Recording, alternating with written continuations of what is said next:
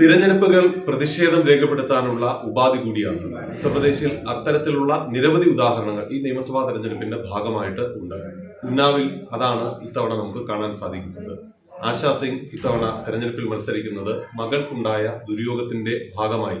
ഇനി രാജ്യത്ത് അത്തരത്തിലുള്ള ഒരു സംഭവം ഉണ്ടാകരുത്, അങ്ങനെ ഉണ്ടാകുന്ന സംഭവങ്ങളിൽ കുറ്റക്കാർ കൃത്യമായി ശിക്ഷിക്കപ്പെടണം എന്ന സന്ദേശം നൽകാനാണ് ആശാ സിംഗ് കോൺഗ്രസിന്റെ സ്ഥാനാർത്ഥിയായാണ് മത്സരിക്കുന്നത്. നമ്മളോടൊപ്പം ആശാ സിംഗ് ഉണ്ട്.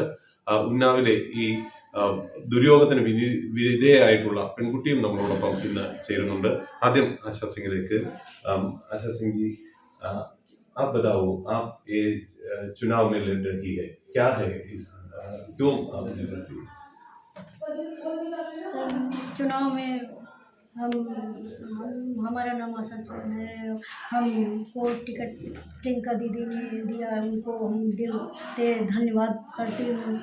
इसलिए चुनाव में ना हम किसी घटते राजनीति में है, ना राजनीति करने वाली। हमको टिकट चुनाव इसलिए लड़ रहे हैं, मेरे हम बहुत संघर्ष झेले, इसीलिए हम चुनाव में उतरे हैं कि हम सब बहन बेटियों को न्याय दिलाए और न्याय हो सब बहन बेटियों के साथ। ऐसा नहीं होना चाहिए जैसे मेरी लड़की के साथ हुआ है। ये मेरी लड़की के साथ मैं पूरा परिवार ख़त्म होने के बाद मेरे लड़की के साथ रेप करके और सेंगर ने मेरे का विधायक और मेरी लड़की के साथ रेप करके और देखो मेरे परिवार को, सारे परिवार को ख़त्म कर दिया। फिर भी मेरे देवर को देखो पहलवान नहीं मिल रही है। चार हमारे घर में तो रही पड़ी है। उनको मतलब एकता नहीं कि अपने घर में अपनी पत्नी की, अपनी साली की, अपने भाई की, अपनी माता राम की तरह ही नहीं करने की उनका पैरवल दी जा रही है। ये कौन न्याय है? यूपी की सरकार न्याय नहीं करती है, हमारे साथ कोई न्याय नहीं है। कांग्रेस और दूसरी सरकार बनाई जाए, शायद हमको न्याय मिला। ये सरकार में हमको न्याय नहीं, बीजेपी की सरकार में हमको न्याय नहीं मिला। अभी आपका चुनाव आपका प्रचार हुआ है, क्या है लोग का रिस्पॉन्स कैसा है आपको मिल रहा है? हम चुनाव लड़ रहे हैं, मतलब और चुनाव में हम उतरे हैं, इसलिए धन्यवाद करती हूँ। और हम इसलिए राजनीति में उतरे हैं कि मतलब जब राजनीति में उतरे हैं, हम किसी का दबाव नहीं है, हमको न दबाव है न कुछ है। हम मतलब चुनाव लड़ रहे हैं तो लड़ेंगे, चाहे जिए चाहे मरे। जब राजनीति में उतरे हैं तो चुनाव लड़ेंगे।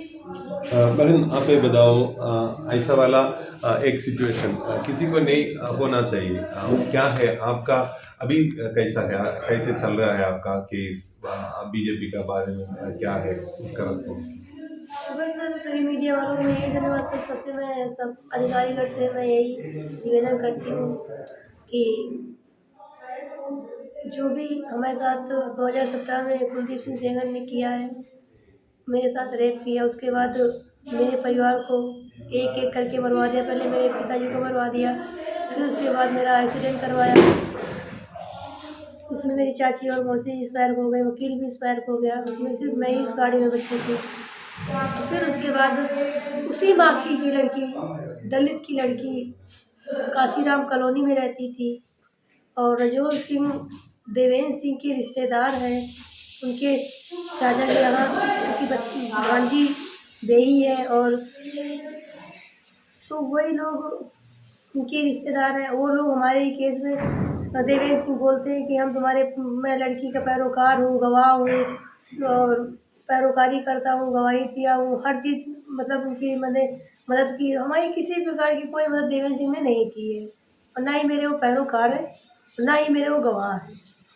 वो कोर्ट को गुमराह करके, मेरे को बदनाम करके सुरक्षा लेके चल रहे हैं।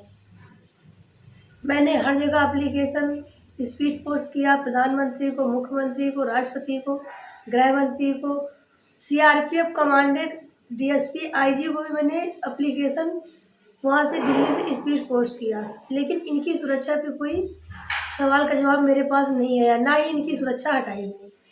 मैं यही बराबर कहती है कि इनकी सुरक्षा देवेंद्र की और अजेंद्र अवस्थी की। अजेंद्र अवस्थी ना ही मेरे अधिवक्ता हैं और देवेंद्र सिंह ना ही मेरे पैरोकार हैं, ना गवाह हैं। इनकी सुरक्षा नहीं हटाएगी। देखो काशीराम कॉलोनी में लड़की के साथ कितना गलत हुआ, उसको उसके साथ गलत भी हुआ, 63 दिन उसको गायब भी कर दिया। 8 दिसंबर को भाभी जी हमसे मिलने आई थी, बेटा मेरी मदद करो, हमने कहा भाभी आप परेशान मत हो, हम आपकी मदद करेंगे। फिर उसके बाद पता चलता है सुबह की लड़की मार दी गई, मार के गाड़ दी गई, उसकी लाश मिलती गड़ी हुई। रजोल सिंह ने बेचारी को मारा, मार मार के अधमरा कर दिया, फिर उसके बाद जाके दूसरे दिन उसको गाड़ दिया जाके गड्ढे में। तो वो भी माँ की मैं भी माँ की हूँ, तो मैं तो बच गई हूँ। मेरे भी मरवाने की पूरी कोशिश कुलदीप सिंह सेंगर ने जेल के अंदर से कर दिया था, मरवा ही दिया था। उसमें चाची मौसी मेरी और वकील एक्सपायर हो गया, और देखो लड़की को गाड़ दिया, उसके बाद उसको मरी लाश मिली उसकी। तो यूपी में ऐसे अत्याचार होंगे बीजेपी सरकार में, जब तक बीजेपी सरकार यूपी में रहेगी ऐसे अत्याचार बेटे के ऊपर होते रहेंगे, महिलाओं के ऊपर होते रहेंगे। बीजेपी सरकार में सिर्फ गुंडागर्दी हो रही। दूसरी सरकार बनाई जाए तो बेशक बेटियों को, महिलाओं को इंसाफ मिले।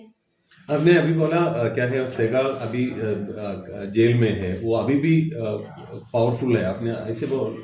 वो जेल में है लेकिन अंदर से बिल्कुल उनका पूरा पावर है, जेल से ही भी वो अपना पूरा केस मैनेज करते हैं। और देखो जो घर का इंसान जाता है इंसाफ दिलाने बेटियों को, बीजेपी सरकार में उल्टा ही मुकदमा लगा दिए जाते हैं। जो पीड़ित रहता है, पीड़ित उससे ऊपर मुकदमा लगा दिए जाते हैं। जो दोषी होते हैं उनका बराबर बीजेपी सरकार साथ देती है, जो निर्दोष होते हैं उनको झूठे झूठे केस में जेल के अंदर करवा देती। मेरे चाचा सीधे साधारण इंसान थे, अपना दिल्ली में रहते थे, अपने बच्चे पालते थे, अपना परिवार देखते थे, लेकिन उनको झूठे झूठे मुकदमों में फंसा दिया और जेल के अंदर करवा दिया। जो पीड़ित उसी परिवार को जेल में अंदर करवा दिया। पहला आपका फैमिली बीजेपी का साथ था, आपका फैमिली फादर वगैरह सब बीजेपी एमएलए का साथ था। योगी जी ने अभी बोला उसके शासनकाल में इधर वुमेन्स को सिक्योरिटी मिल उसने दिया, क्या आपको ऐसे क्यों? मैं यही कहना चाहती हूँ बीजेपी सरकार से कि कुलदीप सिंह सेंगर के ऊपर 28 मुकदमे हैं, इनकी जांच बीजेपी सरकार क्यों नहीं कर रही है? मेरे चाचा को झूठे झूठे मुकदमे में भाजपा सरकार के इशारे में कुलदीप सिंह सेंगर ने एक एक दिन में 5-5 मुकदमे लिखवा दिए। ऐसा नहीं, चाचा ने क्या गुनाह किया? पैरोल मांगते पुलिस कस्टडी में, उनको पैरोल नहीं दी गई। हमारी बहन की शादी 4-4 बार कैंसिल हुई है। अपने बच्चे की बारे में उन्होंने लिखा कि मैं अपने बच्चे को देखूं जाके, सब मतलब अच्छे से पढ़ाई लिखाई सेटल कर दूं, लेकिन उनको पुलिस कस्टडी में बेल नहीं मिली। उनको बीजेपी सरकार में अन्याय होता है। मोदी जी ने बोला वो उसका सरकार लेडीज के लिए ज्यादा किया है, क्या है आपको क्या सोचते हैं? बीजेपी ने कुछ नहीं किया, अत्याचार के अलावा कुछ नहीं किया। महिलाओं के साथ अत्याचार, यहाँ देखो मरवा भी देते हैं जा जा के, कहीं किसी को मरवाते हैं, कहीं किसानों को देखो कितना अत्याचार किया। लखीमपुर खीरी में कितने अत्याचार किए, किसानों को कुचला दिया, मरवा दिया। प्रियंका दीदी ने तो बहुत महिलाओं के लिए किया है और बराबर महिलाओं के लिए लड़ भी रही हैं। कल योगी जी ने बोला अगर बीजेपी इधर हार हुआ यूपी केरला बन जाएगा, क्या है आपका?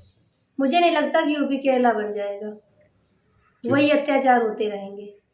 जो महिलाओं के साथ रेप होता है, गलत होता है, वही अत्याचार होते रहेंगे। बीजेपी सरकार निकम्मी सरकार है। ये सरकार हटे तो दूसरी सरकार आए तो तब बेटियों को और महिलाओं को आशा होगी कि हाँ मुझे न्याय मिलेगा। इस सरकार में महिलाओं को, बेटियों को न्याय नहीं मिलता है, उनके ऊपर अत्याचार होते हैं और मरवा दिया जाता है।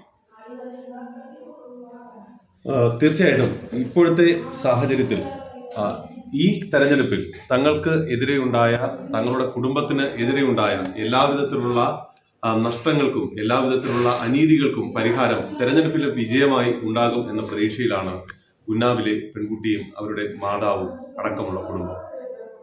ഉത്തർപ്രദേശിലെ ഉന്നാവിൽ നിന്നും ആർ രാധാകൃഷ്ണൻ, 24.